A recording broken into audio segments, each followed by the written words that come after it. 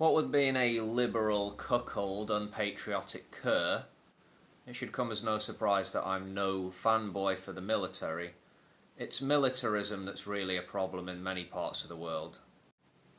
And when you mix this with nationalism or ideas of racial or cultural superiority, well, I sense, dear viewer, that you weren't born yesterday. You know where that can lead.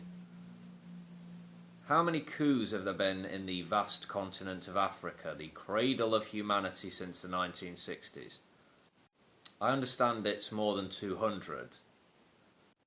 Some were considerably less violent than others. Some may well have had short-term stabilising effect, but in many cases military regimes lapse into idolatry, are plagued by corruption and cronyism.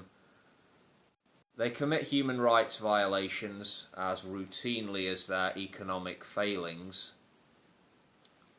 In Latin America also, military governments were the norm in the second half of the 20th century, seizing power in various countries at various times.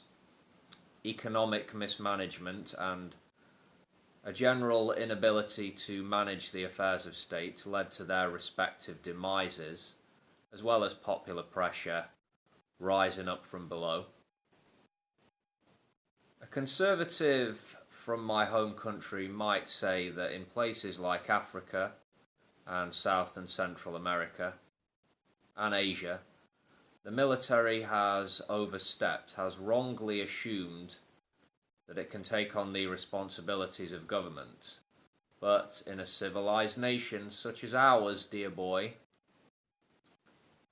the armed forces know their place as the defenders of our nation's people and territory.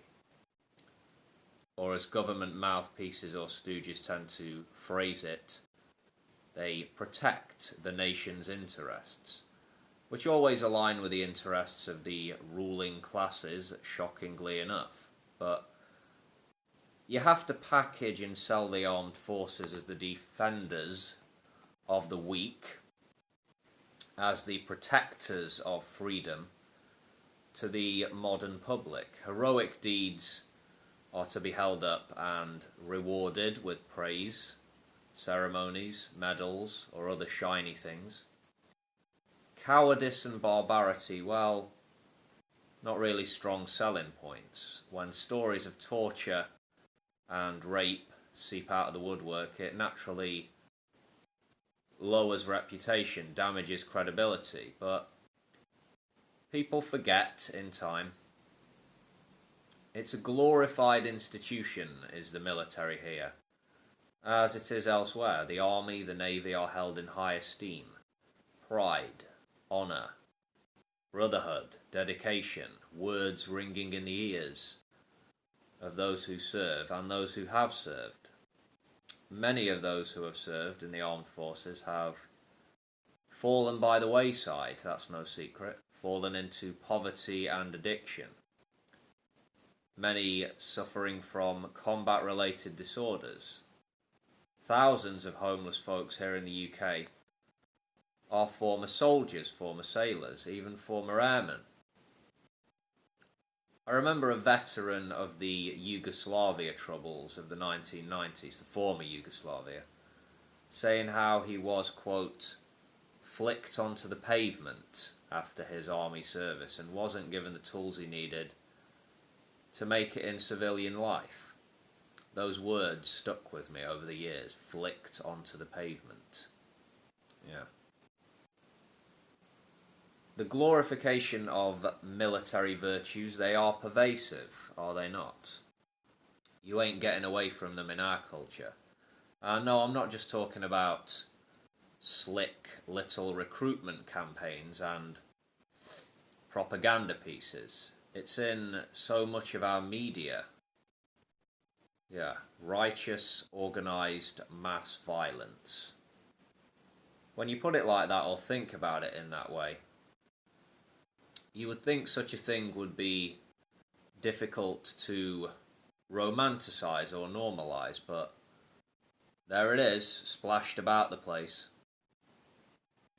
The relationship between a tribal mentality and war is well established. The outsider is dangerous. The other is to be feared. It's us versus them. As you well know, war defines so much of our history. An unfortunate truth is there is a time for violence to be employed as a legitimate tool of self-defense. Sometimes you gotta fight.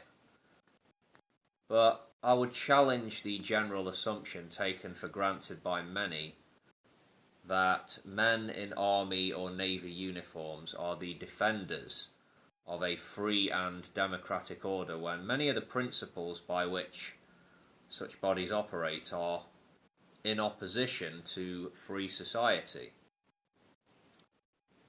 Decent folks who have served in the military, of which there are many, please don't take offence at the words of a fairy on the internet. Feel free to get busy and disagree in the comments section, set me straight. And I will see you next time, folks. Take care of yourselves.